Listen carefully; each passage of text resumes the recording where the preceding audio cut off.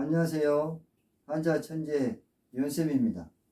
백락일고에 대해서 알아보겠습니다. 백락일고를 한자로 보시겠습니다. 백락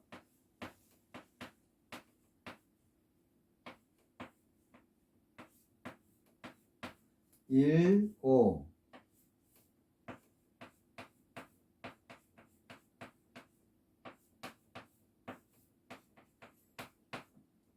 이 백자는 맛백자입니다. 맛백. 또 큰아버지 백작 하지요. 백작은 공작, 백작, 후작 이런 거 할 때 그 대부들 명칭이죠. 락은 여러 가지 뜻이 있습니다. 즐길 락, 또 풍류악, 또 좋아할 요 여러 가지 뜻이 있죠. 이 일은 한일, 고는 돌아볼 겁니다. 돌아볼 거. 그런데 여기에서 이 백락은 사람 이름입니다. 사람 이름. 그래서 이 백락일보를 한자 그대로 해석을 하면은 백락이 한번 돌아본다 그런 뜻입니다. 한자 그대로 해석을 하면 백락이 한번 돌아본다. 그런데 무슨 뜻일까요? 백락은 원래 하늘에 있는 별의 이름입니다. 이 별은 하늘에서 말을 다스리는 일을 맡고 있기 때문에 남의 말의 좋고 나쁜 것을 잘 아는 사람을 백락이라고 부르게 되었습니다. 남의 말을 잘 아는 사람, 그 사람을 백락이라고 부르게 되었습니다. 하루에 1000리를 달릴 수 있는 말도 이를 알아주는 사람이 없으면 수레를 끌면서 늙고 만다는 뜻입니다. 짐수레를 끌면서 늙는다. 그러니까 헛되이 자기 능력을 발휘하지 못한다 그런 뜻이겠죠. 아무리 재주가 뛰어난 사람도 알아주는 사람이 없으면 출세하지 못함을 뜻하는 말입니다. 중국 춘추 시대에 손냥이라는 사람이 말을 잘 보았기 때문에 세상 사람들은 그를 백락이라고 불렀습니다. 손냥 보시겠습니다. 손냥. 백락은 원래 본명이 손냥입니다. 그런데 말을 감정을 잘했기 때문에 백락이라고 불렀다 그런 뜻입니다. 감정을 잘했기 때문에. 언젠가 손냥이 천리마가 다른 진말과 함께 소금수레를 끌고 고갯길을 올라오는 것을 마주치게 되었습니다. 말은 고갯길로 접어들자 발길을 멈추고 멍에를 맨 채 땅에 무릎을 꿇었습니다. 그리고 손냥을 쳐다보면서 큰 소리로 울었습니다. 손냥은 수레에서 내려서 너에게 소금수레를 끌게 하다니 하며 말의 목을 잡고 함께 울었습니다. 말은 고개를 숙여서 한숨을 짓고 다시 고개를 들어 울었습니다. 그 우렁차고 슬픈 소리는 하늘에까지 울려 퍼졌습니다. 왜 말이 울었을까요? 아마도 자기의 능력을 알아주지 못함을 원망하지 않았을까요? 이 이야기는 전국책과 그 밖의 책들에서 볼 수 있는데 이 손냥의 이야기는 염거지감이라고 합니다. 염거지감 보시겠습니다.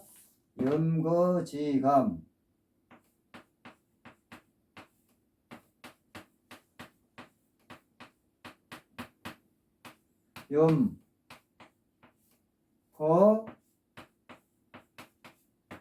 염거지감.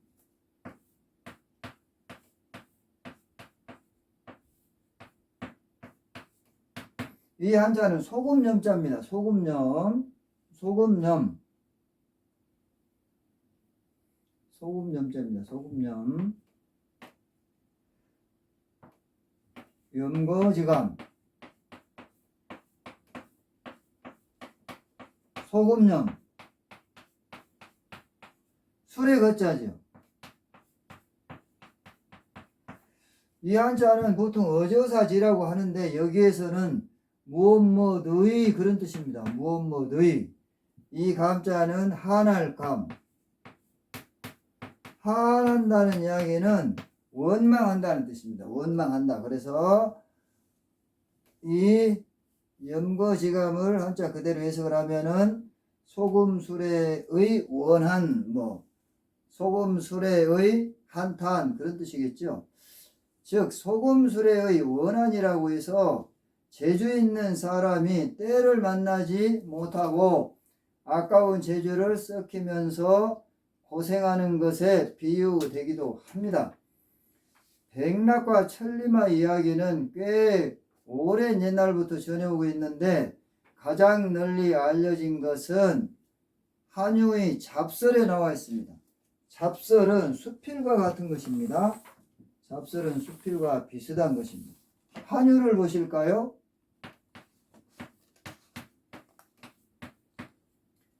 한유는 당나라를 대표하는 문장가, 사상가, 정치가였습니다. 또 당송 8대가의 한 사람이기도 했죠. 한유가 말하기를 세상에 백낙이 있은 뒤에라야 천리마가 있는 법이다. 천리마는 항상 있지만 백낙은 항상 있지 못하다. 이것은 유명한 말입니다. 세상에 인재는 늘 있는 법입니다. 안타까운 것은 그 인재를 알아주는 인물이 없다는 것을 힘주어 말한 데 특색이 있습니다. 천리마는 때로는 먹이를 많이 먹는데 말을 먹이는 사람이 천리마인 줄을 모르고 먹이기 때문에 말은 배가 고파서 힘을 낼 수 없어서 그 능력을 보여줄 수 없게 된다는 것입니다.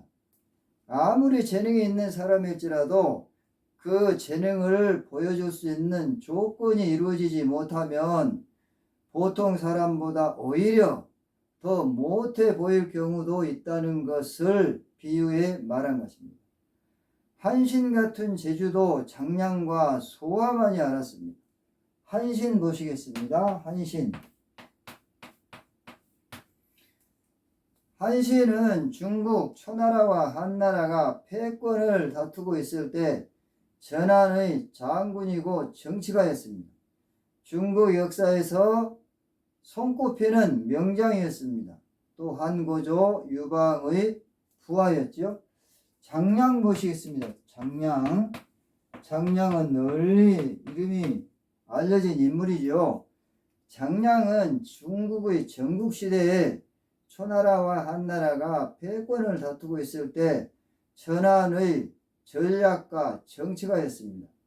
동양 문화권에서 참모의 대명사로 꼽히는 인물입니다.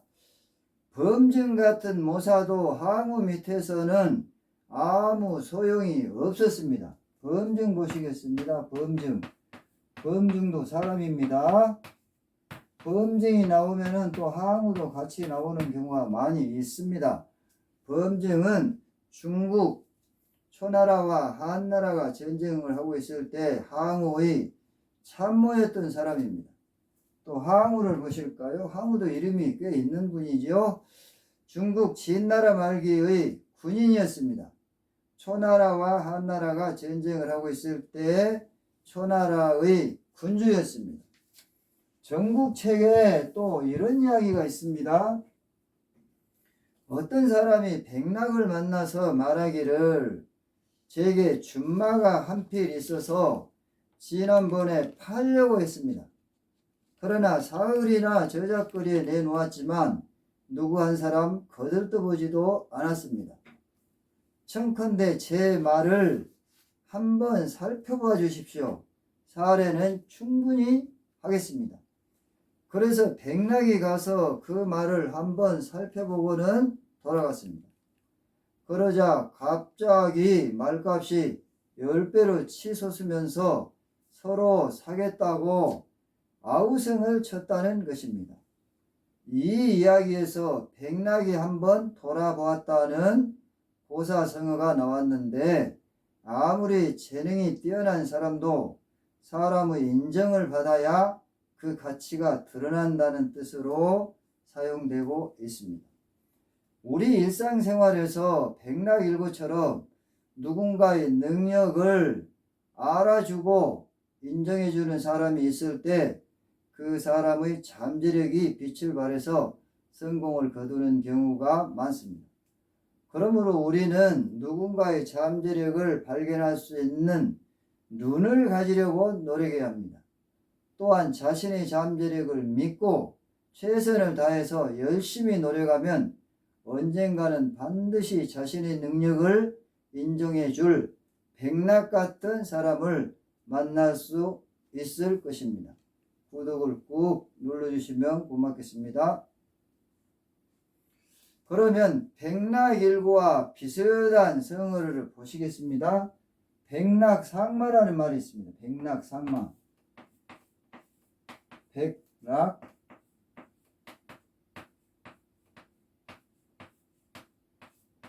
상마.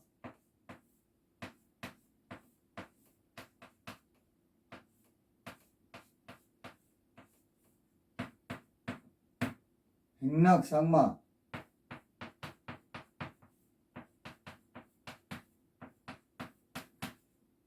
백락은 조금 전에 했죠. 이 상은 보통 우리가 서로상이라고 그러는데 여기서는 본다 그런 뜻으로 쓰여요. 본다.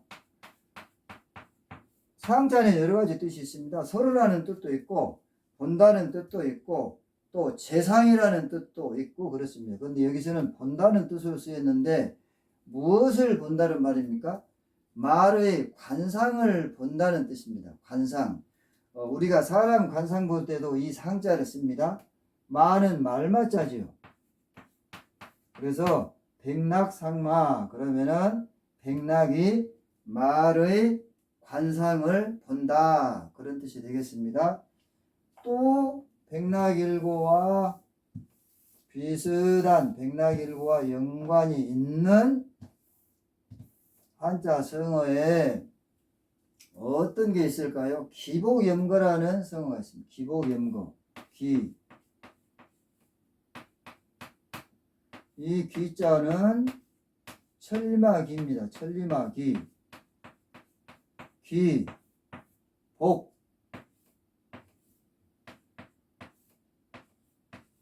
복. 한자가 좀 어려운 게 있죠. 염거.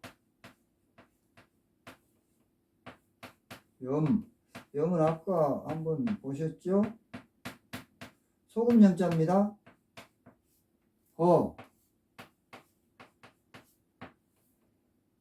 이 기는 천리마 기자입니다. 준마라고도 해요. 천리마 기. 이 복자는 우리가 보통 옷복자로 많이 쓰이는데 여기에서는 옷복자로 쓰이는 게 아니고 말복자로 쓰였습니다. 말복. 네 마리가 끄는 마차에서 멍에를 끼고 달리는 안쪽의 두 말을 복이라고 합니다. 그래서 여기에서는 말복자로 쓰였습니다. 또 바깥쪽의 두 마리의 말을 참이라고 하죠. 여기 염은 소금, 여기 거는 술의 거자죠. 술의 거. 그래서 쉽게 이야기하면 천리마가 소금 수레를 끈다 그런 뜻입니다. 천리마가 소금 수레를 끈다. 천리를 달릴 수 있는 준마가 천한 일에 종사하는 상황을 비유해서 하는 말입니다. 사람도 훌륭한 능력을 가지고 있는 사람이 자기의 능력을 발휘하지 못하고 어려운 일을 당했을 때 이렇게 기복염거 이런 말을 사용할 수 있겠죠. 일상생활에서 백락일고가 사용될 수 있는 예를 보시겠습니다. 그녀는 백락일고처럼 많은 사람들에게 인정받는 놀라운 재능을 보였다. 아무리 재능이 있어도 백락일고 같은 사람이 없다면 그 능력을 발휘하지 못한다. 그의 재능은 백락일고의 힘으로 전 세계적인 명성을 얻었다. 한자 천재 윤쌤이었습니다. 수고하셨습니다.